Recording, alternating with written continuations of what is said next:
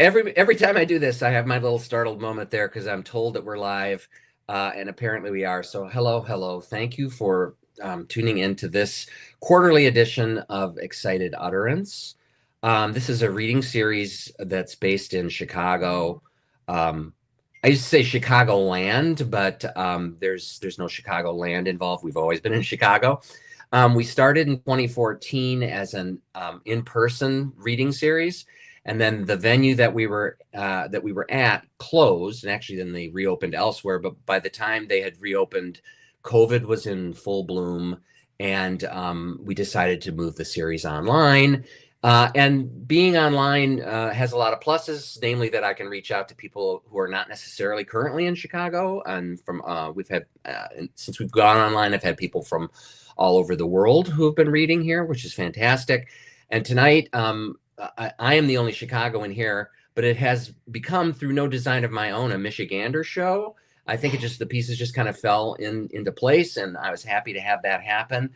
So I'm happy to be joined by Joe Hoppe and Liza Hudock.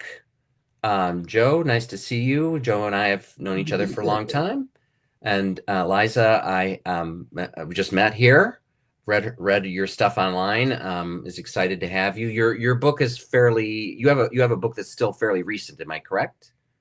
Yes, Larry, thank you so much for having me here. It's my book is called Reveille. It's from this past August. I'm thrilled to have you. Whatever you're going to read tonight, looking forward to it. And before I forget, I should give like a quick spiel to let people know, if they haven't tuned in before, exactly what the heck's going on here. Obviously, we're writers. It happens that we are all poets. The series was designed as in a round robin format, which basically I think is more associated with musical events, but it can be used in any artistic endeavor. And in this case, everyone gets a chance to do a number of mini sets. So you don't just have a person that's reading for like 30 minutes or 20 minutes and then they're done. So there'll be 3 passes for all of us here tonight. And it's designed as a multi-genre series, and I have had multi-genre readers and then non-genre, I guess, readers who somewhere are in between. But I think it's kind of segueing into a poetry thing, which is fine with me because poetry really does well in the round robin format where you have like little bites and you have only so much time. So I think that sounds about right. Joe and Liza have been very patient at this beginning, and I think for the co-readers, the moment they really know that they're here and ready to go is when I say welcome, and then I say you don't have to read right now because I'm going to start. So Joe, are you good to go? I'm great to go. All right. We'll talk more later. Liza, you're ready and raring? Ready to go, Larry. And I think this is the order we're going to do it in. We had like some sort of voodoo ceremony to set this all up. So I will start. Joe will follow. And so let me do this, Joe. I'm going to send you down into the realm so you can begin to your meditation to get ready. We'll see you shortly. And ditto, Liza, have a drink. I'll see you in a bit. And then, of course, it leaves me here alone to get my bearings, which probably is about right to start with a beverage here. So, yeah, thank you so much for being here. I already see some nice comments from people. That's great. Thank you for being here. Okay, I'm going to begin. And as I was saying to Joe, and I think Liza as well, I didn't quite know what I was going to do for this edition.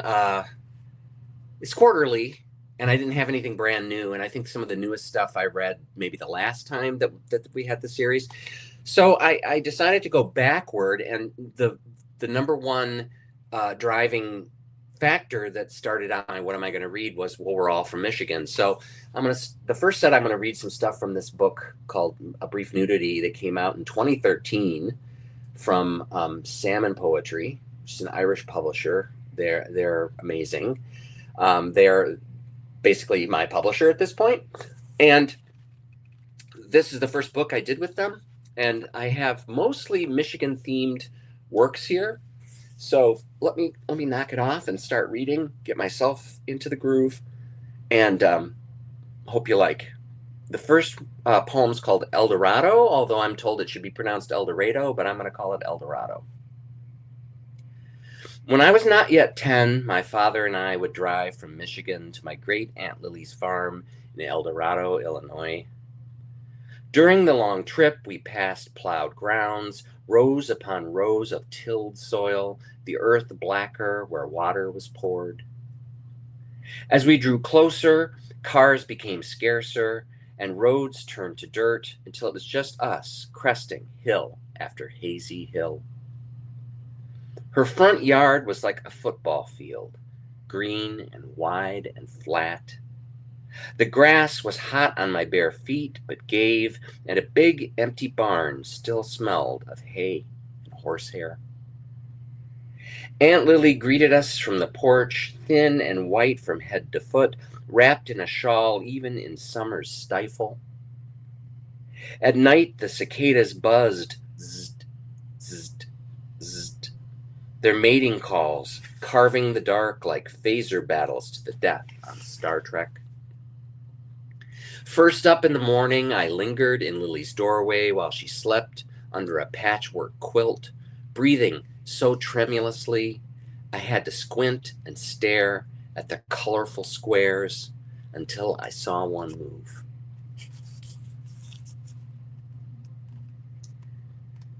Right. I had a friend at one point who said, I really like that poem, but when you use the word tremulously, it takes me out of it. I think it's the right word, but it's not maybe the right word for the for the tone of the poem. I don't know, but all right. I will be checking some of these comments out. All right. Okay. All right. Thank you. And I will look at them more seriously after I'm done with my ceremony here. So, okay. This next one is called Turnstedt Division, 1961. I'm from Flint, and my dad, who haunts these first two poems, for part of his life worked at General Motors. In this case, he was working at Turnstedt. Okay, here we go. Turnstedt Division, 1961. My father twirls the window crank like a steel noisemaker, smacking it in his left palm again and again, because his father made him write with his right hand as a child, in the rhythm of someone who's bored or anxious or both. He stares out through sooty glass at Coldwater Road, past an expansive parking lot littered with LeSabres, Impalas, Bonnevilles, Wildcats, Corvairs, a sea of made in America pride before Toyota, before Volkswagen, before those distinctions seemingly mattered. The grease beneath his thumbnail is a black crescent moon. He anticipates his date later, already planning what to wear after scrubbing off dirt and sweat and the stink from sputtered sparks, a metallic reek, erasing the factory's tangible, funky tattoo, the fetter of hardware and harder living. The whistle blows, and before the foreman invades the back room, poking his buzz-cut head around the corner, hoping to catch idling workers gambling or drinking or worse, reading. My dad pockets the handle and returns to the line, where Cadillac Eldorado door panels glide by first shifters standing side by side, with screwdrivers lifted and wrenches like spoons and forks at a holiday dinner, pausing, waiting for somebody to say grace.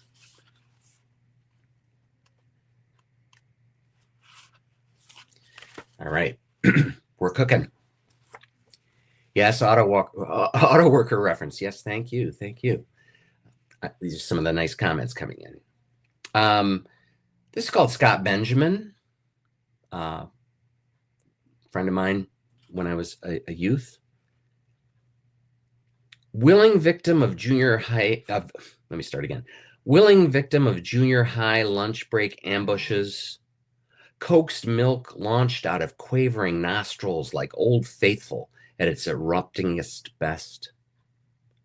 Tim Conway to his Harvey Korman, I broke him down, igniting explosive chortles predicated on some nonsense only he would get. Furniture in his family's living room, vacuum sealed in see-through plastic. Seated on the sofa, it squeaked. Summer's bare legs stuck to it, prying loose like a Band-Aid slowly peeled from a healed cut. I used to crack him up. It became a ritual that covered many years. Something I thought, he's going to outgrow it. It didn't happen. Okay. So those are the real Michiganery ones. And I thought, do I just want to like segue to something else then, to a different book or something? I said, no, I'll stay in it. So I'm going to do one that's about Chicago. I lived in California after Michigan, and then I moved back to the Midwest to Chicago. And this is called R. Jeff Goldblum. Chicago has this thing where they always are quick to like glom onto, well, that's our version of that, or that's our this. I mean, I find it amusing and kind of lovely. So I was taking public transit one day, and I thought I saw this guy who was Jeff Goldblum. Our Jeff Goldblum isn't as handsome as the real thing and might only be mistaken under dim light. Nor is he as tall, but that doesn't mean he's short either. Our Jeff Goldblum isn't very likely an actor, but then again, how can you really know? He might be running his lines right now, mentally practicing not just what to say, but how to say it with a snarling Cockney patois or rubbery Southern twang, something contrary to Goldblumian expectations to outshine or confound co-stars. Instead of actor, our Jeff Goldblum might be a lawyer or a doctor wearing the suit for either, or perhaps he's simply a snappy dresser, somebody who likes looking presentable for all occasions. Surely the other Goldblums would approve. His eyes dart around. He's looking for someone, a landmark, street sign, the target he's tailing if, for example, he's a private investigator or ubiquitous actor getting into character by doing investigative things. He disembarks the bus authoritatively, loping with the long legs of a decisive Jeff Goldblum toward his designated destiny on the outskirts of a non-Hollywood somewhere else. Wherever that may be, no paparazzi wait, desperate for a picture of our Jeff Goldblum doing something stupid. All right. And for my final poem from Brief Nudity, this is a Flint image too, by the way. That was kind of the first thing that popped into my head, and I was like, oh yeah, there's Flint poems in there, right? Michigan poems. This is called Tom DeLay Explains His Mugshot to Himself. So Joe will be up in a minute, and Joe spent some time in Texas, and I cannot account for the fact that I'm going to pronounce everything right here, but I guess I'll just read it. It's a persona poem. There's a trick to persona poems, and that you can't just despise the person that you are writing about. Very difficult, but here we go. Tom DeLay explains his mugshot to himself. Where's the power gone? I had it, held it like that baby bird, fallen from its nest when I was 10. Don't mess with Texas, little bird. I learned, but you wouldn't know it here. A portrait in black and white, you could almost see it framed in the lobby at Sugarland. Christine always liked that smile. Took years for me to make it seem easy. They can't take that away. I'll say this, the officers were professional. Riding in the squad car, I waved to my people. It was lunchtime. Everyone was out. Nice day. The one who booked me, though, pointed at the chair. Sit. Like a dog. Should have reported him.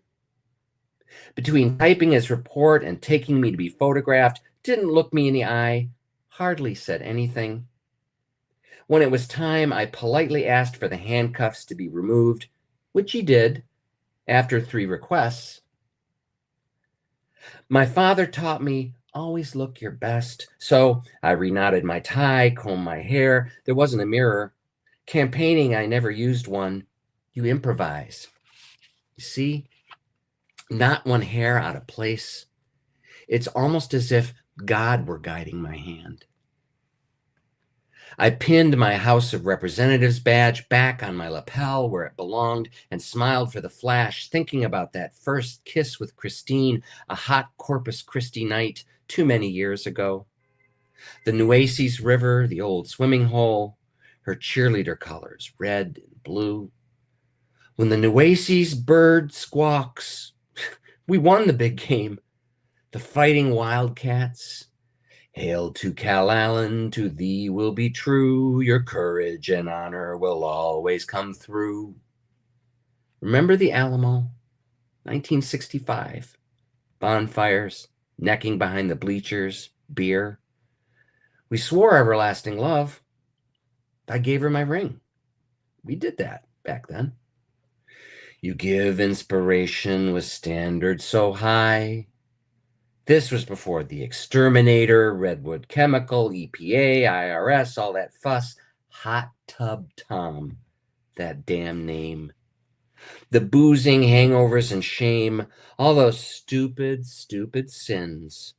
They could have cost me everything. But this ditch digger made it happen, threw himself on the mercy of Jesus Christ. Hallelujah. I felt his love fill me like a bolt of lightning, like a jolt of adrenaline, like a bird soaring high into the sky. You don't mess with Texas. Jesus, too, was a carpenter, and it's no coincidence the hammer is his most trusted tool. All right, so let me look around for Joe, and I think I found him. Joe! Here I am. Hey, did I Yeah, the pronounce that? hammer's a tool, all right. Yeah. Oh, yeah, exactly. A little double play on words there.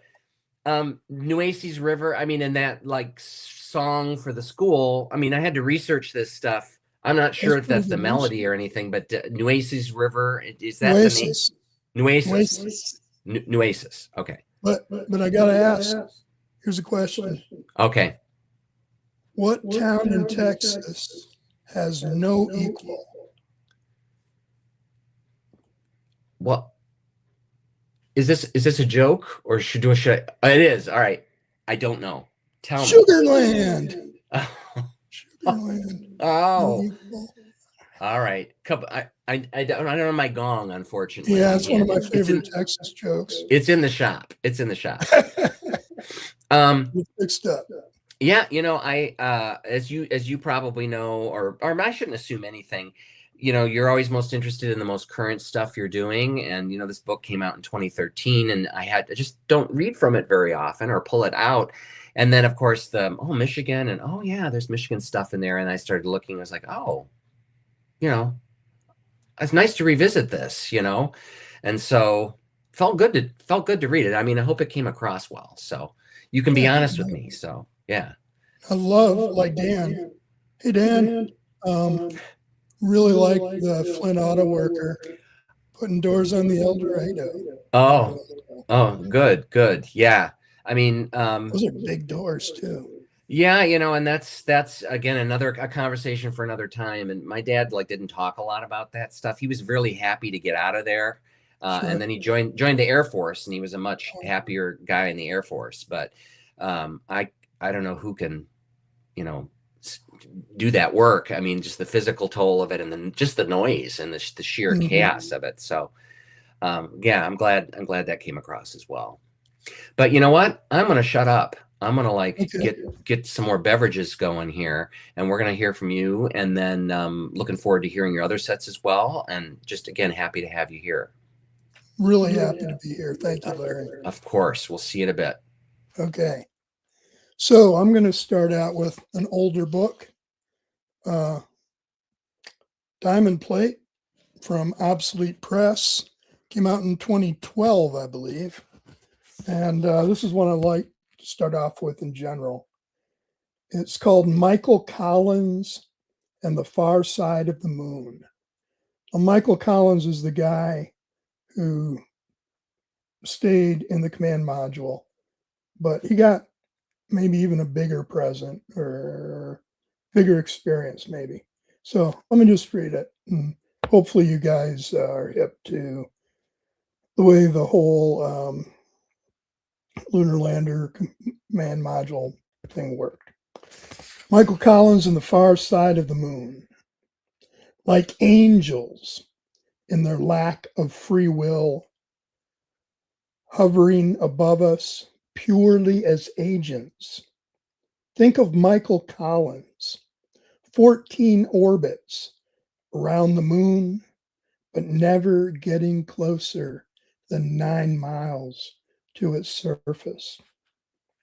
Command module for Buzz and Neil, trudging their seas of tranquility and glory, while alone above their heads, he circled like a film noir taxi, keeping the motor running for the getaway. But 47 minutes of each 2-hour orbit found him beyond all contact in truly cosmic solitude. The far side of the moon, with no Earth to look back on, a universe to look out on, all to himself. So Michael Collins, he had the chance to go back up and actually walk on the moon, but he turned it down. It was too stressful on his wife. But he got to be the first man who was that alone. Couldn't even see the planet, couldn't even see our planet, couldn't talk to anybody. That's got to be worth something. And now for kind of a quickie. Let me check where it is.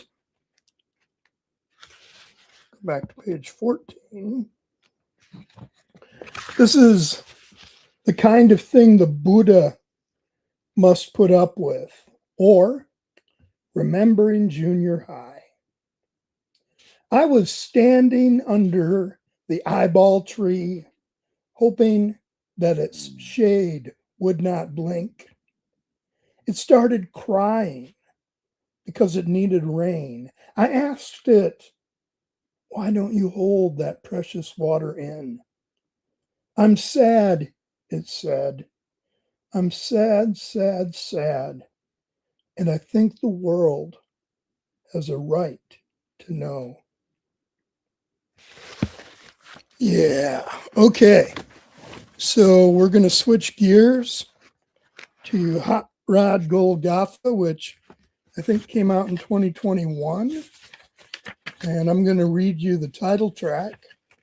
Hot Rod Golgotha is an amazing phrase. Here's what the book looks like. Also from Obsolete Press, a real work of art. My buddy Rich Dana did an amazing job with this. Letterpress printed. Or not letterpress. I forget. Anyway, Hot Rod Golgotha is a phrase Allen Ginsberg used in Howl. And the phrase goes like this. They drove at breakneck speeds down old highways to reach Hot Rod Golgotha. Hot Rod Golgotha, Golgotha Hill, the place of a skull-shaped hill, a hot rodder heaven of redemption where it all pays off. The work to get money, the money to get parts, the finding of parts, the scrounging of parts, the connecting of automotive accoutrements, the work once you get the parts to fit them all together in strange new ways like nobody has done before, in form follows function, insatiable beauty, only to hit the road, hit it hard, like a skull bone, like a free road agent, taking your agency into your own wrench twisting, hammer banging, flame torch cutting, grinding, sanding, polishing, shining hands, a traverser of the boulevards, answering to no man, hot rubber on velvet, dark, soft asphalt, gasoline, vaporizing in the air, combustion chambered and shaved heads, higher compression, harder, harder, harder than any backbone skull gear heads grinding out the road song, so long death song, escape velocity within 8,000 RPM, punctuated by dashed yellow lines until every single bit beyond the essential peels away like the skin off a skull where it's all left behind. Okay, this is one Daniel Johnston liked. I got to meet him when he was in the mental institution in Texas. Later, I had a friend and I got to visit his house, which was awesome, crazy, insane. He had thousands of videotapes and tens of thousands of comic books. But he liked this poem when he first heard it. I used to volunteer with a guy named Albert Ufstickler, is a really excellent poet. And first time we went to volunteer at the mental health facility, Daniel Johnston was there. It's called Tire Tracks. Something was wrong with his sense of touch. The only feel he felt was roll. Mad sci-fi doctor welded little Hot Wheels cars to the tip of each finger. So he knew what was what through their tiny wheels as he drove all over his grandfather's faded tattoos. And one more from Hot Rod Golgotha. It's called 5200 MSTA. Way back in the day, WANAD language, MSTA, so it means must see to appreciate. And I got to, it's not a long story, but don't want to take up any of Liza's time. I got to babysit Dennis Johnson, the awesome writer's Cadillac. So $5,200 MSTA with debts to Robert Creeley and Dennis Johnson. Robert Creeley, of course, from I Know a Man. The bums raise their heads from their knees and smile, stagger out into traffic with arms open wide, saluting wonder and proclaiming beauty when Dennis Johnson's Cadillac drives by, romanticized in lipstick red reflection. Sex waxes over the fenders like the glossiest Valentine. Back in 74, this blonde outside Alpine rode me all the way to Phoenix in a car just like that. Heroic figures you can't ignore. 18 and a half feet of 73 Eldorado. 5,000 pounds, 501 cubic inches of mighty V8. Power steering, power brakes, power windows, power rag top, power on the top, on the cusp of emissions laws and gas crises. Why not buy a goddamn big car, goddamn big American car? Enter the darkness that surrounds us with firm purchase. The few who I'll listen to urge me on with drive. Keep the top folded back and find the highway luminous. Okay, I think I went a little long, and I apologize to Liza Hudock, our next reader, and another Michigander. I'm back in Michigan after living in Minneapolis and Texas. And Liza, what part of Michigan you live in again? I'm in Detroit. All right. Detroit is happening these days. It really is. It's getting very expensive, but it's fun. Yeah. Yeah. Yeah. Well, I'm sure it is getting pricey. Well, okay. Well, ready thank to you take so it much, away? Joe. Yeah, I'll take it away. It's a pleasure to follow both of you. I did not know we were all going to turn out to be Michiganders tonight, so that's pretty fun. I'm just going to read from my book that came out at the end of this summer. It's called Reveille. The photo on the front is actually a picture that the designer took in Detroit, so that's kind of fun. That's the Fisher Building, for anybody who knows about the architecture in the city. Okay, I'm going to begin with a poem called Nativity Scene. Where I dug a shallow trench about 6 feet long and planted a basket of tulip bulbs. The freshly turned dirt, heaped in straw, looked like a clean provisional mattress, a way of going elsewhere without leaving here. The image of it in my head tempted me all day, so I went back at night with my sleeping bag. I lay zipped up to my nose. I seemed to draw the universe in, as if my straw bed had the gravitational pull of a small star. The moon was placed especially, like a warmed plate at a buffet, and the geese flew extra low. The swoosh of their wing beats sounded like one large beast breathing through a stressful dream. The cat found me and sat on my chest, sphinx-like. I was born into a world that loved me first, and so fully it falls shy, the measured care I give back in return.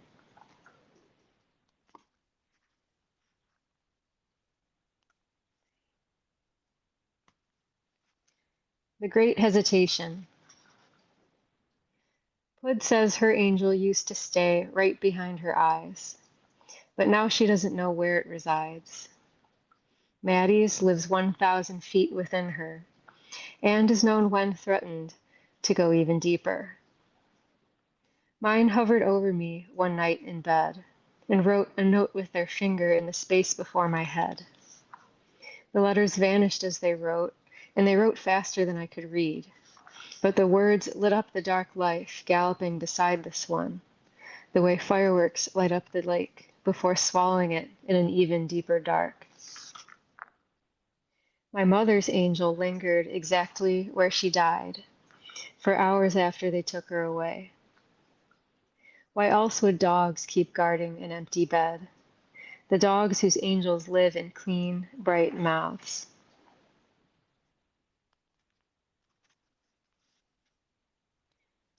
Fur coat. A family of mice must have lived inside, coming and going through holes in the silk lining. It would explain the trove of cat food I sent skittering across the floor when I pushed an arm through the right sleeve. It would explain the smell, like the corner of a barn. One mouse must have decided the coat was not a predator, but rather an enormous floating patron. Perhaps they all agreed upon a tithe. They named it Boss Mouse, protector of the nest and food. I don't know whose coat this is, which ancestor's initials are embroidered in the lining, but it fits me perfectly. I wear it like an extra layer of awareness, me in someone else's coat, a remnant within a remnant of I know not what. Like the loaf of bread they found inside an oven at Pompeii. The baker slid it off the peel and closed the lid, believing.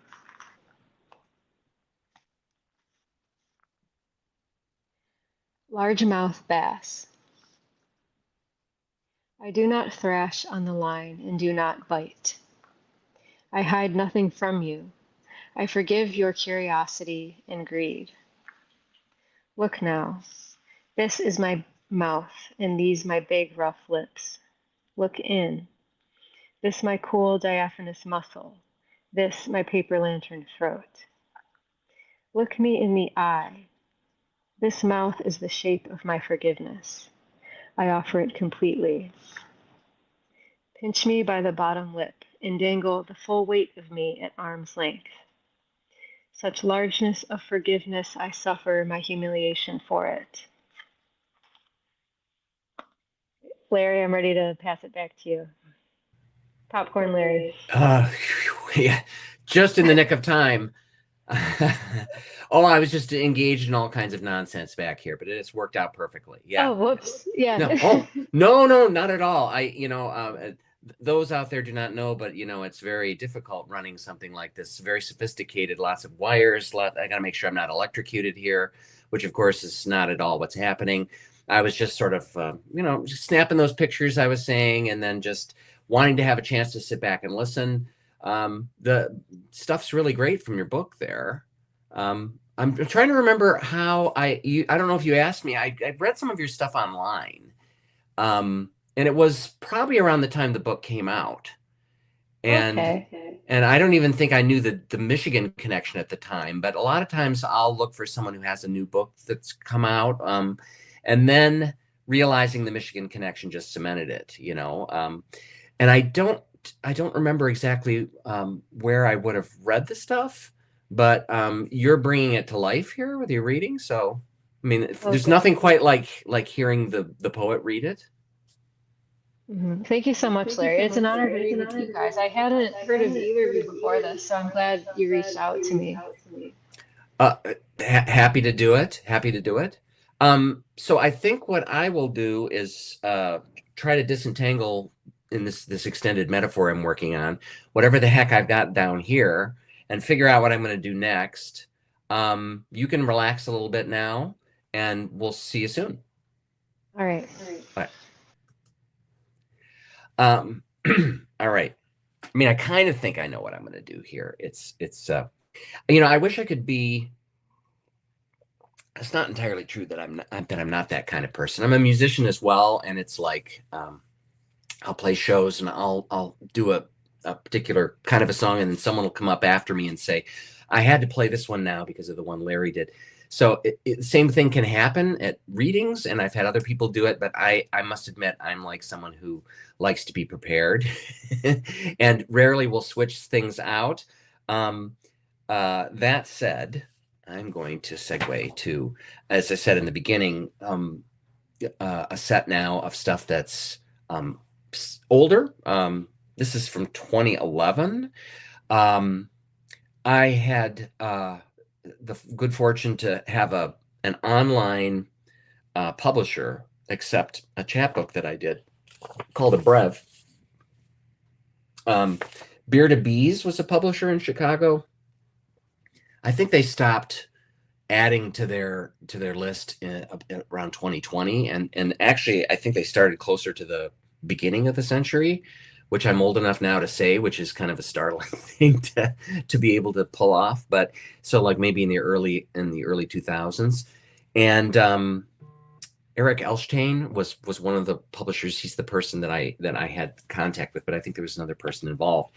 And so that first set was more lyrical stuff, and I still do write more lyrical stuff, but I think I've embraced maybe what, for lack of a better term, people would call more experimental or project poems since my youth, since I first started writing poetry. So the whole concept behind a brev, you might be able to figure out, is that there are abbreviations, acronyms, and at the time, and this and the next set as well, I figured I could allow for a little talk about process, because I always like poets to get right to it. But in this case here, it was like finding a bunch of abbreviations. There were ones that were obvious to me. There were others I was like, what, that's an abbreviation?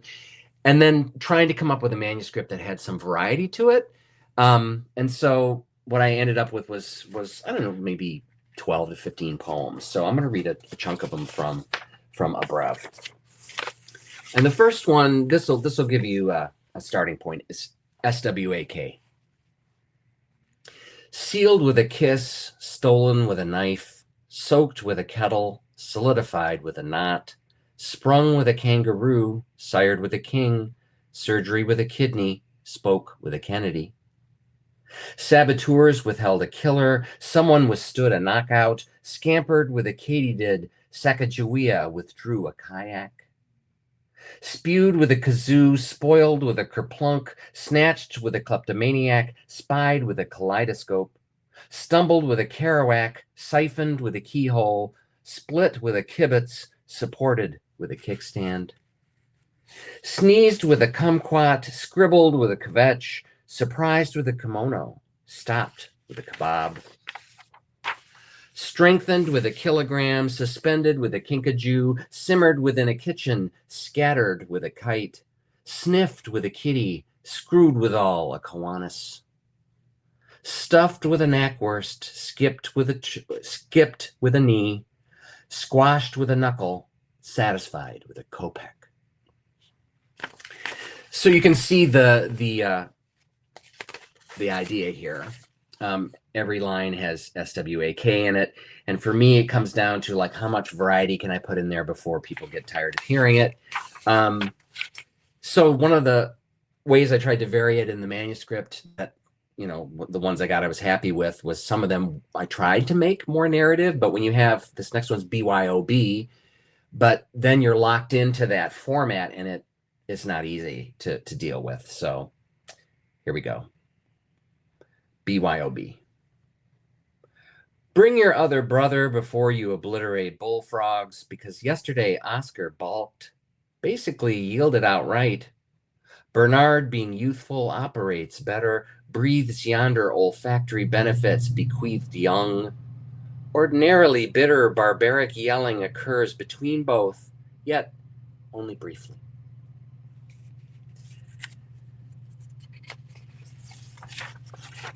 Not what most people would think of when they're BYing their OBs.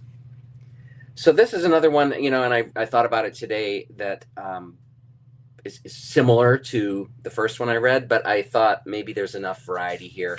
So let me just shut up and read it. TMI. Too much information, too much interrogation, too much isolation, too much irrigation, too much implication, too much insomnia, too much ink.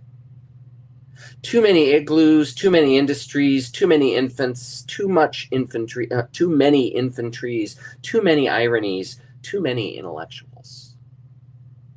Too maniacal ideas, too macho ingrates, too magical illusions, too masculine enamoradas, too measly imagination, too mediocre innocence, too materialistic industrialists. Too mawkish inspiration, too mellifluous intonation, too meddlesome interferers, too meaningless integrity, too miserable influenza, too momentary idle. Too mendacious inventions, too meretricious imitation, too militant invaders, too mischievous imps, too meaningful interventions, too meaty intestines, too misleading information. Too merry Islamics, too melancholy inebriates, too mean iguanas, too middle-aged idiots, too middle-class iconoclasts, too misguided idealists. Too misanthropic investors, too misunderstood interpreters, too motley interlopers, too mouthy interviewers, too moody ice skaters, too mysterious imposters, too moist icicles. So when I was going back over this today, I mean, I'm going to read a few more here. I realized I remember now trying to like switch from TOO to TWO as a way to try to keep it varied for me. And then some rhyming in there was happening, and I'm trying to like maintain some kind of like connections between them and not be too easy to just slap the, you know, TMI words together. So, and a good place to start and a good place to end. So let's see if I can maintain my fealty to the groove here. BTW. By the way, before traipsing west, Brian took whatever books that Wilma borrowed to where board teachers waited, because they were blasé, tired, working beyond 13 weeks, belatedly thinking whose bad task was bringing these works back, themselves? Well, bitterer thoughts won't begrudge tougher words babbled throughout worse blunders, tragic wrongs, beliefs tactlessly wasted.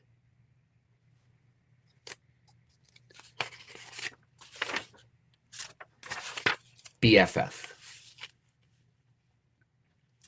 Best friends forever, borrow French fries, bawl forgetfully, fall blatantly. Find fault behind frivolous feats, but fancy feelings belong.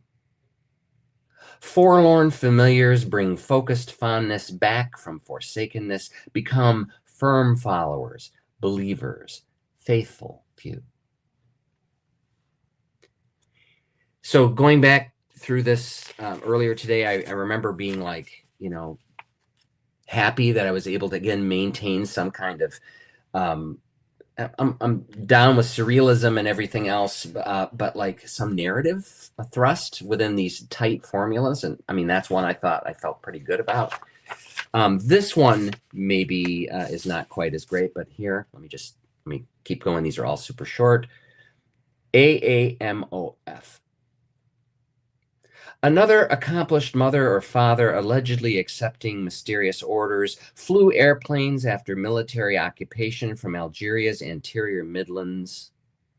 Ordinarily, flights achieving altitude maneuvering over farmlands are advised make overhead findings an administrative mandate. Otherwise, focus autonomous achievements, methodologies of fate.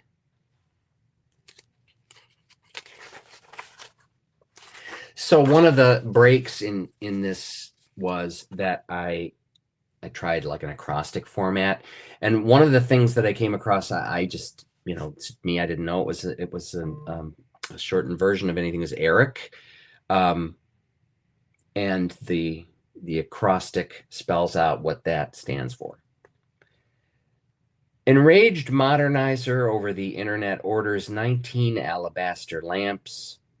Remodeling elaborate apartments, challenged to integrate ornate knickknacks. Intrigued imaginations produce exotic disappointments, endless stinks, convulsions. Ordinarily, nonplussed theatrics remain off limits. So is that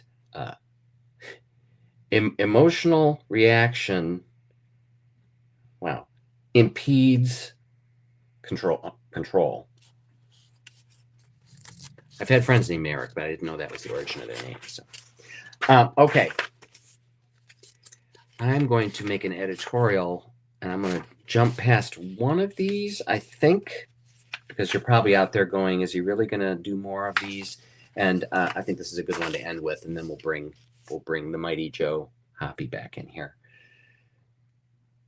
Romeo. Retired old men eating out, read ordinary menus, eyes open. Ready, options mulled. Each orders rivers of milk, endless Oreos. All right. I think I see Joe, and there he is. Joe. Hey, Larry, that was fun. Did you ever have your students do that? I've had them do all varieties of things. I don't know if I've had them work with acronyms and stuff. That's a good idea. It was a lot of fun. Yeah, what were we gonna say? I was just saying that was a lot of fun. Yeah, I hope so. It's like I remember when that first was published. I mean, I like hard copies of things, right? But I mean, I was thrilled that they only did online stuff, and they were very cool. And I printed it out, and I did some readings in honor of it. And then I just really haven't, again, looked at it in years. And I remember at the time liking it and feeling happy to be supporting it by giving readings, but just thinking that it's not a long manuscript because I could only do so much with the concept. And if I was going to stick with the parameters I set for it, I thought, it's just going to be a bunch of those repetitious poems. And I wanted to at least have some variety and try to keep it, tolerable. And so, hopefully it was. And again, you can be honest with me if you were spacing out and you were thinking, how the hell did I wind up here? But it was kind of fun for me to read them again and thinking back on picturing them all in my head. Yeah. And good. There's so many more now that people use their texting acronyms and etc. All of it, all of it's good for me, and I mean, it's like I sort of enjoy the process of researching stuff, and the idea of I had a huge list of these acronyms, and God knows where it went, but there were ones I just couldn't make work, and that was like disappointing in its own way, but it's like you have to see where the poem goes and like work with what you get, and not so much, damn, I wish this would work and I'm going to make it work. That's not going to do anybody any good. So Right. yeah. All right. Yeah, I know you're ready to read, so I'm gonna I'm gonna get out of here. But again, looking forward to hearing what you got next, and we'll see you on the next pass. Okay. I All right. appreciate it. And I really appreciate everybody who's here.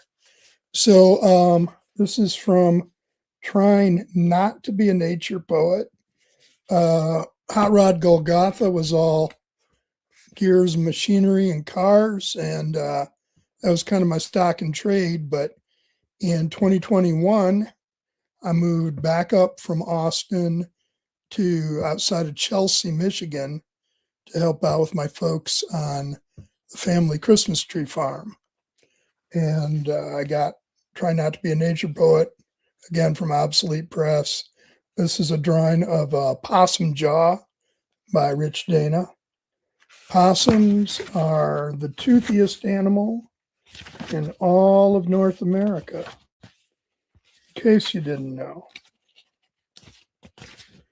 Okay, trying hard not to become a nature poet. And the reason I'm doing this is, of course, because I'm surrounded by nature up here. Sandhill cranes float down onto well-cut lawns like balsa wood covered in feathered tissue paper, framed in lightness, legs spread like coat hangers. Or the wind picks them up into duets, a kung fu film, cause and response. Early fall, and the fuzzy babies are almost full size. Red skull caps, pure scarlet, mom, dad, offspring trios, walk like camels, calm on gravel roads.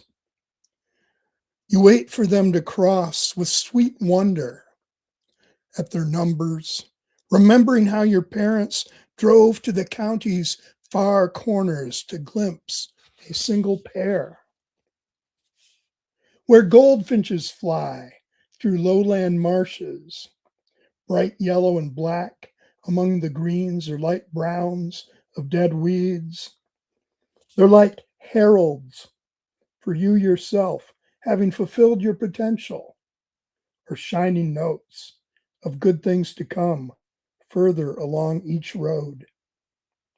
And the deer seem ubiquitous, slipping between vines and branches, corn stalks and leaves at the edge of every clearing.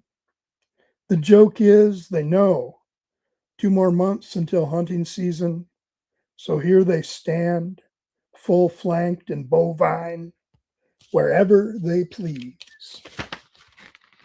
Round another curve in the loop swooping lane, and if you look close, the eyes and ears of 2 young deer awakened from an afternoon's nap in a field of soybeans. But half a mile away, the train horn triggers a whole Friday night football game of coyote howls. Usually just 1 or 2 when the 10:53 rolls through, but tonight dozens have shown up to answer the locomotive's call.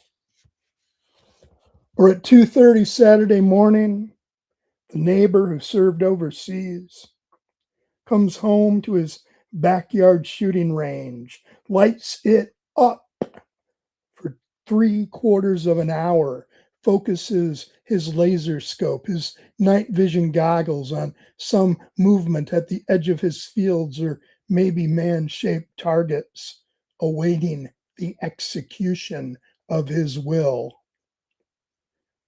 But a 1/4 mile to the north, I-94 runs east to west, the white noise of a television, and in the late darkness, every so often, a motorcycle screams through the pavement like a ripsaw.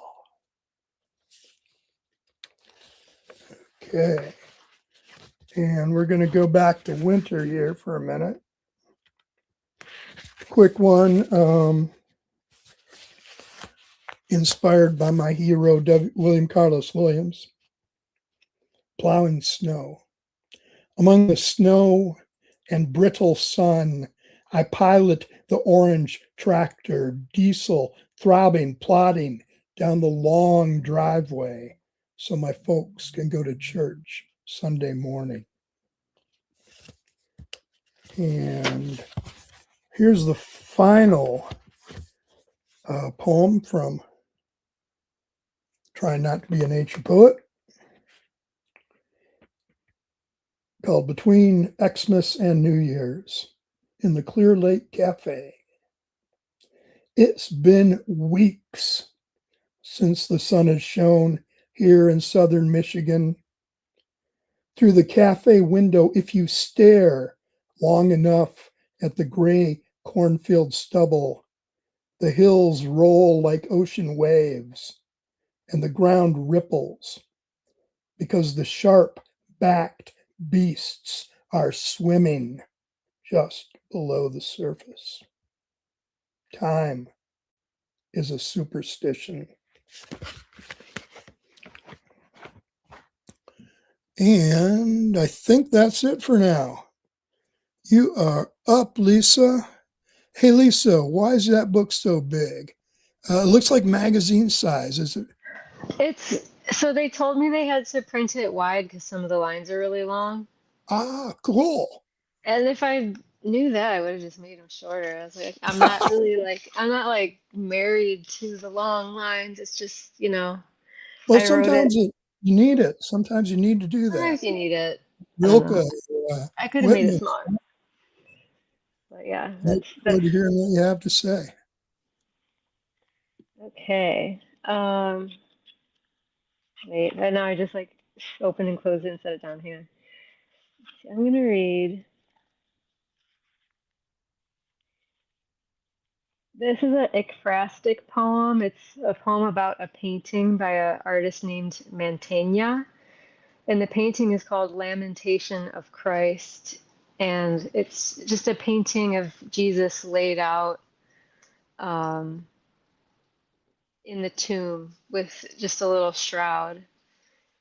And I think Mary might be in the painting, like crying over him. So that's all the context that you need to know for this one. After Mantegna's Lamentation of Christ. So this is the end of suffering. Same old lake, like a marble slab, and the air a grayish blue, like the color Mantegna mixed to paint the flesh of Christ supine.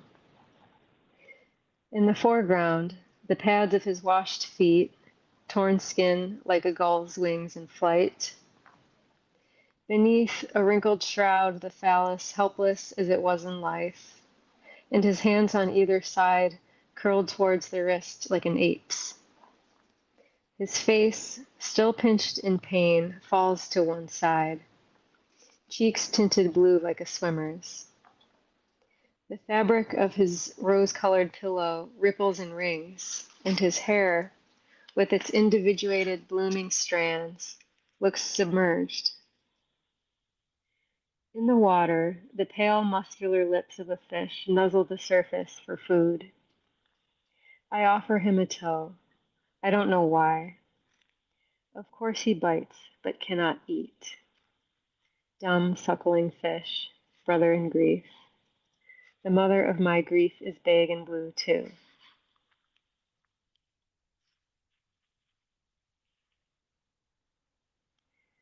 The pumpkin, my best friend. I love a pumpkin for the same reason some people love a sonnet. It has the rough proportions of a human head. It's winter, and the particular pumpkin I'm talking about has trellised 20 feet, up the fence and up the willow tree. It hangs from a vine well into the air that is officially in my neighbor's backyard. This neighbor wants my house to foreclose so he can buy it cheap. Meanwhile, the pumpkin droops like a swollen tit, orange against white sky and bare branches. Please let my neighbor look up and see a face where there is none. Let my pumpkin have the effect of a head on a spike. The vine is not especially long, but somehow makes me cock proud, as if the pumpkin were my friend. As I said, it's winter. The rind sags like it might fall any day now. When it does, please let it land on the hood of my neighbor's truck. Let the crows come.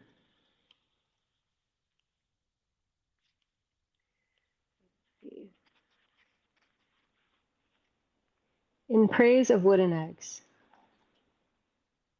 There is a hose stretched vertically from the spigot outside my house to an upstairs window. The nozzle snakes into the room where my parasitic aunt lives. Who knows what a hose is doing there? I can tell you she doesn't use it to clean anything. At dusk, I like to be in the backyard to check on my neighbor's oak trees. I watch how the bark goes orange amid the erotic drone of bugs. My aunt comes out at this time too. She sits in her car with all the doors and trunk open. Like a threatened animal presenting large as possible, she sits at the wheel and listens to her fascist podcast on speakerphone. I inherited her from my mother, along with a soft flannel shirt, wooden egg, blue painted ring, and a cat. I was told the wooden egg is durable, better than Fabergé when you need to pack quickly. Like a book, my egg has a front and a back, carved Madonna and Child on one side, and the bare green of the linden it was cut from on the other. A book with nothing in it. When I try to think of nothing, I am trying to forget my hate. When I try to think of nothing, I still see a field and deer, so quiet I can hear the deer. They make eating look dutiful with their long slanted necks. As if by eating, they stitched my field together gently with their mouths. My aunt in the car isn't going anywhere. The battery dead, she has no gas. All she can do is make to leave, as if rehearsing for a grand departure. She and the trees, whose branches, tinted red, foretell the end in which they burn. After dark, she often begs me for an inch of butter. I get up and go to the kitchen. And if I were to leave, would I yank the hose down on my way? Would the egg child appear to her as I never could, offering his own burning heart? Larry, ready or not, I moving guess on to you. I guess I better be ready. This time I was more ready. Okay. So it's interesting. I'm glad Joe mentioned the why is your book so big? Because that thought had gone through my mind, and again trying to like figure out what the hell else I'm doing here. It just went in and out, and it's like yeah, I mean that makes perfect sense. I've seen other collections that are like that where they're accommodating the line because then otherwise they're going to have to like indent or something to make it fit, and then poets, you want every aspect of that to count. And Yeah. so if they're putting indentations in there where you didn't intend it to be the start of a new line, it's going to totally change how the poem looks. So I think it's a good idea that you didn't. I thought it was kind of funny and probably self-deprecating and not true that you'd said, well, if I would have known the lines were that long, I wouldn't have done that. But, They maybe you would have. split down the middle. I don't know. I mean, I like them as long, but yeah, it didn't seem to trouble them too much to make it wide. But it just kind of sticks out on shelves a little bit too at the same time. So it's like give and take. That's good. It sticks out on shelves. It's like, hey, you can find my book easy. It's the one jutting out of the shelf. Yeah. But knowing what you're doing, sticking with what you're doing in terms of like line length and stuff, you gotta stand with it. That's I don't true. think I could. I don't think I would then go. Oh, I'll just shorten it then, or the ubiquitous. Well, just use a smaller font. But I think it was a wise choice. Okay, well, thank you. And I also wanted to mention, and this is not just to toot my own horn, but I love ekphrastic stuff, and so I had this book that came out, a chapbook in 2022 called Muse that was that. that was inspired by, it's all ekphrastic work. And the Poetry Foundation, like a number of years ago, probably around the time, this was probably like 2020-ish, was pre-pandemic. God, it had to be. They had a series called Pop-Up Poetry, where they had poets go to the museum, and the contemporary collection was reopening, but it wasn't open yet. And so poets were asked to go in and to like look around and find works to write about. And so I was lucky to be asked to do it. And then you could go to the museum for free for like a month. And so I'm not a person who likes to go to the museum. So I found myself taking advantage of it. And I just went to other parts of the museum and then ended up with this manuscript from those visits. So it's not all stuff from the contemporary collection, but I think ekphrasis is like a great, thing for anybody to like play around with, whether it's paintings or, movies, or, I don't know what you think of ekphrasis. Do you just think of it as reactions to paintings or physical works of art, or can it be any kind of art? Probably any kind of art. I'm not actually sure what like the textbook definition of it is, and I love it too. The only thing is that you kind of need access to the internet or something to see what it is that the person is talking about. Yeah. Yeah, once you can get a look at the painting, like everything's online these days, like on Wikimedia Commons or what have you. So. Right. I think it could be songs. I think it could be, comic books. It could be anything, which is why I think the power of it is. Photographs, making it a limitation where it's like, well, you go to the museum, it's going to be statues, or it's going to be, depending on the museum, or paintings or whatever. But it's such a great test as a poet, because you can just try to replicate the work through the poem, or you can comment on the poem. You can embody the characters in the poem. There's a, and I promise I'm getting off the screen here, and I'm gonna do my final set. I think I'm ready for my final set, and you're like, I want to get the hell out of here and get a break here. But there's a poet that I really like named Weldon Keys, which I don't know if Joe knows who that is. And he's that's a whole other story, right? But he's only known for 3 books. He only did 3 books. And his ekphrastic stuff is really interesting, and the way that he gets into the minds of the characters in the paintings. And it's not a ton of ekphrastic stuff, but I'm teaching his book right now, and so looking at this stuff again with slight remove, because I'm not just reading it on my own. I'm trying to talk about it with students, and he's interesting and worth reading anyway, because his story is really fascinating. But his stuff with ekphrasis is really, really interesting. Weldon Keys. Kees. Yeah. All right. And I will leave you on that note, because, again, I don't mean to keep you up here. I know you want to take a breath. I know who this is. Oh, yeah, you do know. I read him in grad school. I just forgot, but I saw he has a really distinctive face, and as soon as he popped up on my phone, I remembered who it was. Yeah. He looks like a dandy. That's what it is. Yeah. Speaking of non-dandies, here I go. So, Liza, we'll see you in a little bit. Okay. Yeah. So, I didn't mean to. I just thought opportunity to plug, this actual book in print for me. And then the artist the day that I was at one of the days I was at the museum, there was an artist there she does these Etch-a-Sketch pictures, or she goes under the name Princess Etch. So if anyone's interested in this, look it up. She has since moved out of the state. She lives in Baltimore now, I think, and she's made a real career out of these Etch-a-Sketch images that she does.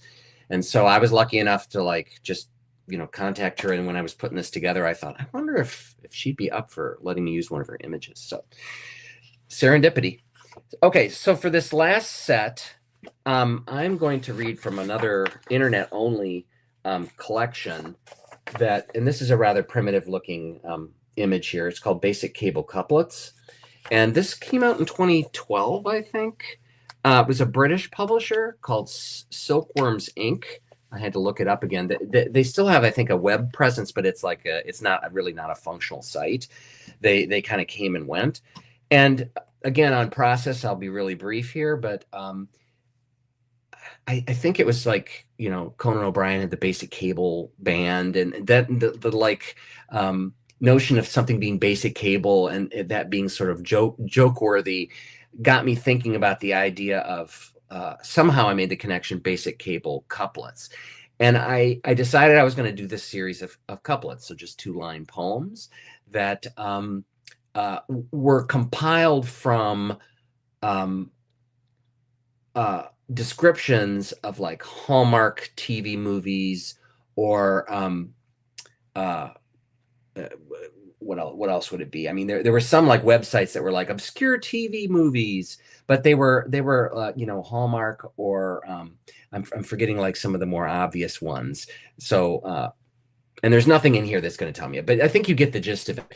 And I compiled all this language from these descriptions and in a big document. And then I went through and I basically tried to match up or mismatch up the different lines that I had pulled out. And in some cases, I modified them. I think in most cases, I modified them. And I have to say 2 things. Number one, this is one of the funnest projects I ever did. And I have to say, when I was putting it together, I don't think I've ever laughed harder and more consistently when I was doing it. I mean, whether or not that means that these are funny is a matter of taste. But for me, putting it together and some of the images and things that result from it were extremely funny. And, you know, again, for what it's worth, this is like not available. And it had been in the back of my mind that I think I want to kind of rework this a little bit and try to see if I can find a publisher for it that will put out an actual physical version of this. So fingers crossed, at least my fingers are crossed. So what I'm going to do is, there's quite a few of these here. And so I just limited myself to basically A through D. And I'm just going to read them in sequence here. They're meant to be taken as individual poems, but you can just consider it a long sequence. I think that makes a lot more sense. Okay, so let me shut up, read these, and hope you like them.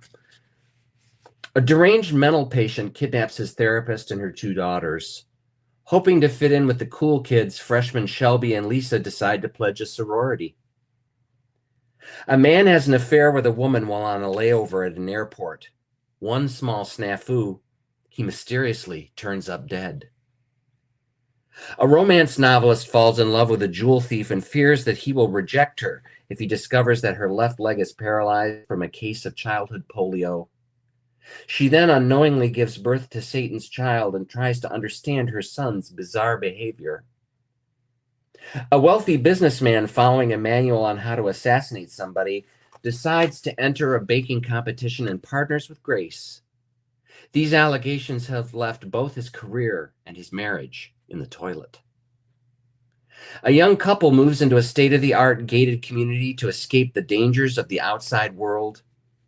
Their kids were taken away because they didn't pay their grocery bills. A young woman is shocked to see herself on a milk carton as a missing person and decides to investigate. Plus, she has her 20-something body back to boot.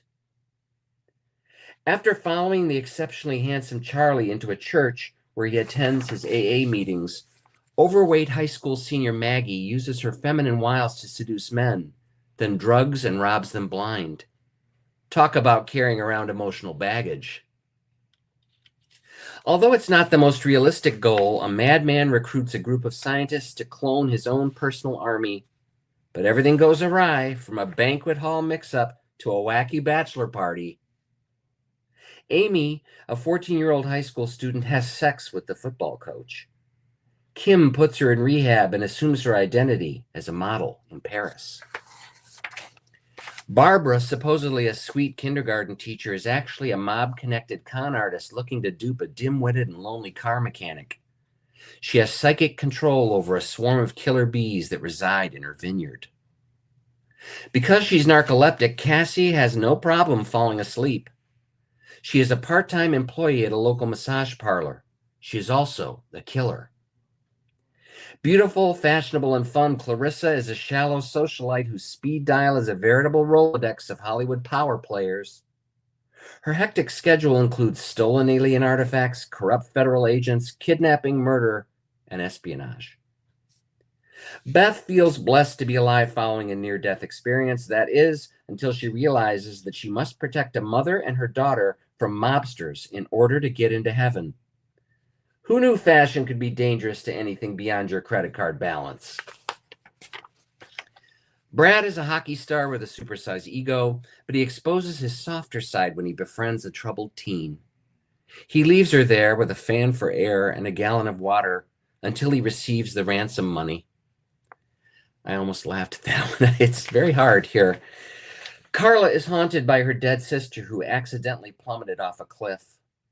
Not only is she up for class valedictorian, but she also teaches night class and cares for her widowed father.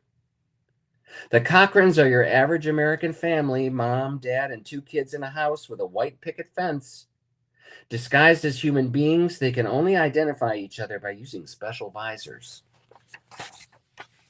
Kurt, an oddball local fireman and umpire, was a suave, successful businessman, and she was his exotic, adoring lover. The 2 pals soon make a weight loss pact that spirals out of control. Declan is distracted by an undeniable attraction to Cajun local Dixie, who grew up on the bayou with her grandmother Eula. Because her hands are nearly crippled by arthritis, she is not able to dig the woman up herself. Does Jack really exist, or is he a figment of Victoria's vivid imagination? Get ready to laugh as these 2 stumble and fumble into romance. During a routine medical checkup, Allison is chloroformed and kidnapped by her crazy doctor. But there's one catch. He's not really gay. That's it. Yes, I decided to leave off there because if I kept going, God knows what would happen. Or it's just, yeah. All right, let me bring Joe in here. So... Joe, is that something that you find value in, or am I alone? Sure. It would be great live at it is live. I mean, a in-person poetry reading where you could hear everybody laugh. And you got my LOLs going, man. Yeah. It's like I got absolutely nothing the matter with laughing at your own jokes. You know what I mean? But it's like, I want it to be entertaining for other people as well. It's funny. Yeah, I think one of the maybe 1 or 2 times that I read it, I read the whole thing, and it cumulatively is I don't know if it's too much, again, but it's interesting to look at it again, and it had been in the back of my mind. I wonder if I can revisit that and try to find another like a publisher for it. I think this is kind of timeless. And, it wasn't just, I don't know if you can try to fill in the blanks here for me, but it wasn't just, Lifetime. That's what I was spacing. There's Lifetime movies, the Lifetime channel. And then there were some of the ones that are sub-Lifetime, it's amazing what you can find when you start looking. Wow. And then like I said, there were some specialty ones for these shows that had aired and were long gone. And it was... For me, the pleasure in something like this is just hunting and pecking through all of this stuff and trying to put it together. And then just deciding in the end, well, I'll just do it alphabetically. And then the last thing that I'll say, because I know you want to read, and the partying is almost close to beginning here. Oh shit. What was I going to say? The period of time I was submitting work from this before it was put together or was going to be published as a manuscript, it was probably in recent, last 10 plus years when I had the most poems being accepted, because I was sending out a shitload of these 2-line poems, and I was getting a lot of them published. And so when you look through the manuscript at the thanks for where these originally appeared, it's 3 pages worth, which is an uncommon experience for even the most, established of poets. And even that was amusing to me, because it was just they're not titled, but at the first line of each one, a la, Emily Dickinson or something, was what I put them out as. So sweet memories here of the basic cable couplets. They're fun. Oh yeah. And I have to say again, and this is a conversation for another time, the Robert Creeley, love Creeley, Yeah, I know, man. William Carlos Williams, all of the above. Yeah.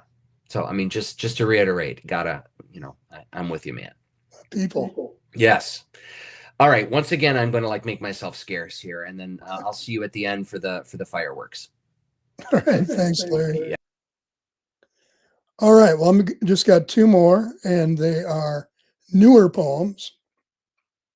I heard the cranes in the swamp this afternoon. That was pretty cool. This is from the fall, called Cranes on a Dirt Road.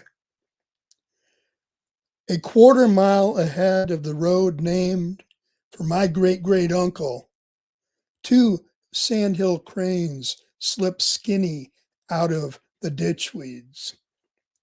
My truck creeps forward enough to see that one is smaller. The mother crane pushes her baby back into the rushes and flops on ahead quickly, waving a newly broken wing, hopping erratically to lure my predator truck away from her offspring into a fight to the death, if need be. Beak long dagger, claw foot kicks, inspiration for a style of kung fu. Here in lower Michigan, a coyote, fox, or raccoon might take on a young crane, but not a Dodge Ram. And here, I wonder, how can I turn this political as hundreds of thousands succumb to our government's cruelty? Can we lure it away with feigned weakness, ambush it with a mother's wrath? And finally, another more recent, wait a minute, let me make sure I'm getting the right one. It's called Winter Birds. Because I cannot understand their songs, the birds leave me cuneiform epics writ in the snow with their feet. I imagine they tell the tales of those who stay every winter through the snow and cold. Cardinals and blue jays and woodpeckers, pointy-beaked thrushes and juncos so gray and white on cloudy days they blur. Stories of storms and snowfall and suet caged in caches, miraculously found on branches, treasuries of seeds suddenly sprung up. How deserving they are, not like those who go at the starting cold and don't return until the snow is gone. All right. Well, that is me for this evening. And let's see what Liza has in that big old book with the long lines. I love your aunt's story. My gosh. That's some interesting stuff there, Liza. Goodness, thanks, Joe. Sitting in the car listening to her fascist broadcast. Right? I mean, don't we all have that aunt if all three of us are from Michigan? I'm lucky. I don't, not too bad. I've been deeply fortunate in that area. Oh, that's wonderful. Well, I think I'm moving to somewhere more naturally beautiful this summer, so I hope to start writing poems more like yours and less about, Where are you going? So, the very top of Wisconsin. Oh, wow. Yeah, like up by Lake Superior for my husband's job. Cool. So, yeah, we'll see. Maybe I'll stop complaining about my family. Yeah. Well, Start writing about birds. there's lots of them up there. Yeah. Okay. I'm just going to read a few more. This one's called Wool Washing. I like to wash wool blankets in a rubber tub, stomping as if I live on a vineyard, the detritus of a year squelching and puffing between my feet. I remember my great aunt who crocheted them, the darkly churning water of the creek behind her house, here viscous, here hissing, streaked with tannins, slipping forward, doubling back on itself. I go to her creek mentally sometimes, before morning when I can't sleep. I wake up too free, phantom pain and phantom limbs. Awake with nothing to tend to, I go down in the dark to the creek. An anachronism with no laundry and no score to settle.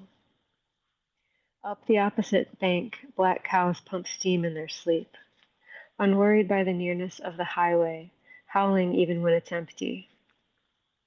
The cows wake up at dawn and walk in single file, kicking plumes of snow to form a bony necklace around their bale of hay. They draw out clumps with their pink, dexterous tongues, nostrils steaming, steam rising from slick, warm backs. This must be decorum. This is what I lack. Some weight around my neck and a cow's habit of wearing it.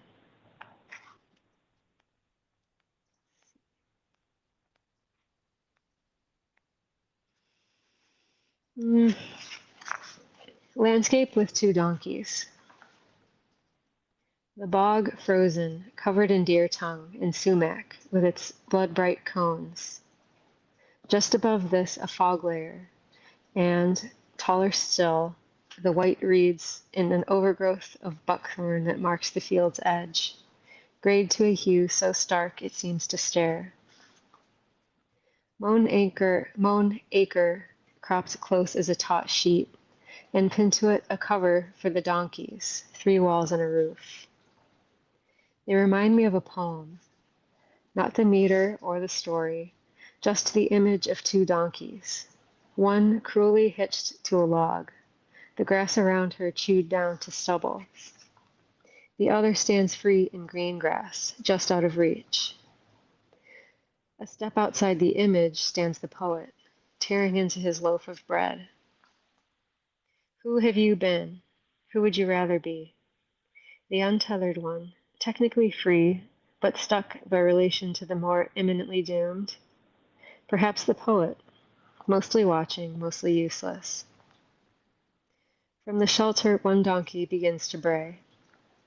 He riles up the other, and they suck cold air sensed with muddled hay, curl back their lips, fill the pink bellows of their lungs, and the whole hut pulses with their shriek and wail.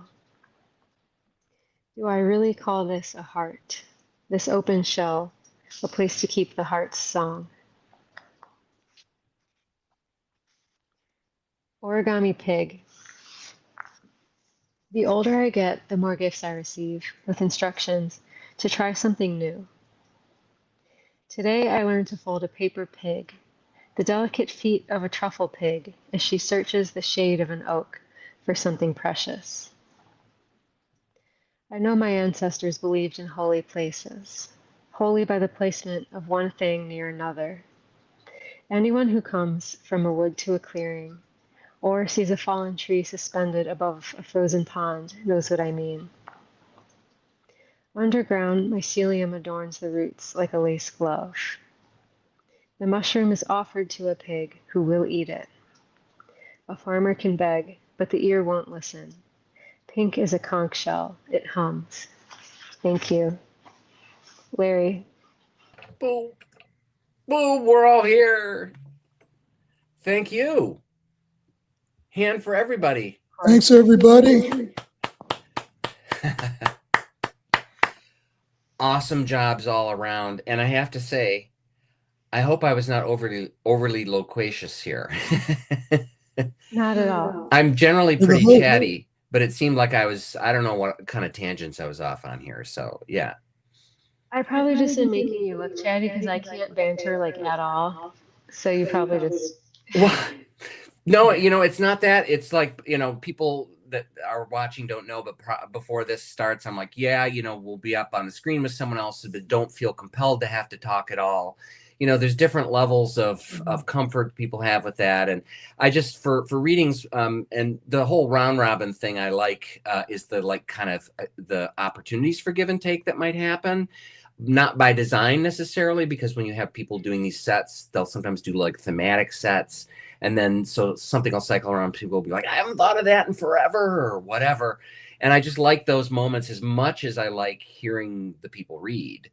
And so I think my own like loquaciousness here was just sort of born out of, it's been a long day and I like hustled to get here and I was looking forward to it, of course, but it's just like an energy high. And after this is done, I'm going to like go out and get under the blanket on the couch and just like sort of go into my like pre-coma. Oh, And so, fantastic. yeah, this was just the lead up to it. So again, in all seriousness, I hope it was fine. Hope it was fine for That was both of great. you. That Oh, was wonderful. Really honored to be Really. here. it's the honor is all mine. So do either of you have something that you want to plug in particular? Everybody was pretty good at like talking about books that they currently are promoting, but anything that you want to say as we're winding up? I held up my big wide book. You guys held up your books. Yeah. Do either of you have like a something new coming out or something you're working on, or? I'm just, plugging away. Same. Plugging away. I certainly understand that. I have another full length from Salmon that hopefully that will come out in the next year. It was supposed to come out in February of 2020, and what happened around then. Yeah. And so Salmon is such a beautiful publisher, but they're small, and without talking about it too much, they're just delayed on a bunch of stuff coming out. So I have a book called Frequently Asked Questions that that hopefully will be out. And of course, and then I have another manuscript that I'm shopping around as well. So it sounds like I'm like super busy, but in fact, it's like I was, prior to this, when I was planning the set, I was like, well, I don't have a ton of like individual poems that are new, unlike Joe, powerful stuff, right? And that's usually what I'll do. I'll read the newer stuff in the latter set, but I just didn't really have anything. I didn't want to read them again. And so it's, but I guess you both would probably know too about when you're shopping something around or you're trying to get a book, interest in a book, there's just that delay. I mean, when somebody, goes for it, that's great feeling. But so I have these two things, and the other one has some elements of ekphrasis to it as well. But I think the one for sure will be the one from Salmon. And for all intents and purposes, it might not be till next year at this point, because originally I was going to say too, AWP is going on now, or it's about to start. I think it started today. I don't know. Yeah, I thought it was close. But... Yeah. I love the fact that nobody here really knows. And it's like I've gone to it a couple of times, but it's not my main priority. But it's going to be in Chicago next year, so I'll go. Oh, great. It's kind of hard not to do it. Yeah. So come sleep on your couch, right? Oh, come on out. This is almost like absent writing poets instead, I guess, something like that. Kind of playing with the AWP, reclaiming it. Yeah. All right. Well, if nothing else for y'all to promote, you're more than welcome to do this again down the line. Love to have you. Thank you, Larry. Yeah. You were both awesome. It's great to meet you both. I'm gonna email you guys later because I missed a couple of things in the first 10 minutes, just about fun questions. That's when all the crap was, so you'll be fine. Okay. I'm speaking for myself, of course, not Joe. Yeah.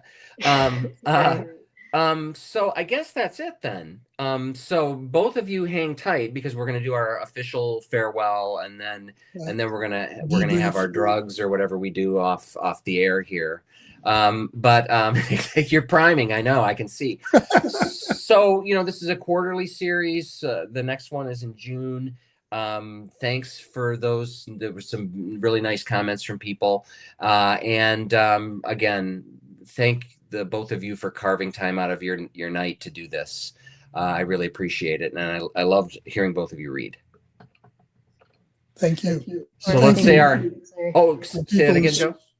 Thanks to everybody who tuned in as well, and Wes and Dan, wonderful comments. I couldn't figure out how to respond. Maybe next one. I tried to do it at one point, and I ended up sort of jumbling some stuff together there. But your buddies they said some beautiful stuff. So they're good guys. Yeah. All right. So you guys hang tight. We'll do the official goodbye. I will end the stream. And thanks again. Have a good evening, everybody.